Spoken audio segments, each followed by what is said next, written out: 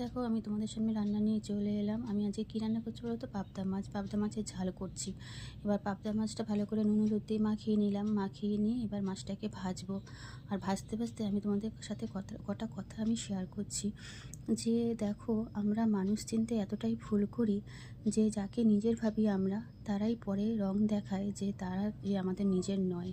হ্যাঁ, কিন্তু তারপরে যখন আমরা জানতে পারি যে যখন আমরা জানতে পারি যে তারা আমাদের নিজের নয়, তখন অনেকটাই দেরি হয়ে যায়।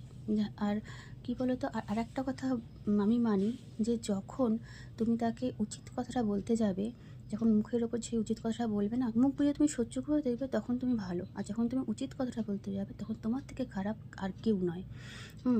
তা যাই হোক, আমি দেখো তোমার সাথে কথা বলতে বলতে আমি মাছটা দেখো, মশলাটা কষিয়ে নিলাম, মাছটা ভেজে উঠিয়ে নিয়েছি, মশলাটা কষিয়ে নিচ্ছি। কষিয়ে তারপরে এটার মধ্যে জল দিয়ে দেবো, জল দিয়ে মাছটা দিয়ে ফেলবো। আমি না মশলাটা ভালো করেই কষাই, তোমাদের তো আগেও বলেছি। অনেক ভালো করে কষাই, নাহলে মশলার কাঁচাটা গন্ধ বেরায়। তো জলটা দিয়ে দিলাম, দিয়ে তারপরে এবার মাছ দিয়ে দেবো। আর এই মাছটা আমি আলু টালু কিছুই দিই না, আমি জাস্ট এটা মানে ঝাল ঝাল করি। আর এই মাছটা ঝাল ঝাল করলেই ভালো লাগে বেশি। এবার তোমরা কীরকমভাবে এই মাছটা রান্না করো সেটা কিন্তু অবশ্যই বলবে।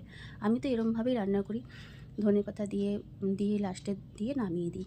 হ্যাঁ, মাছটাকে একদম মাখা মাখা করে নামিয়ে দিই। তা তো আমার ভিডিও তোমাদের কেমন লাগলো বলো কিন্তু নিশ্চয়ই।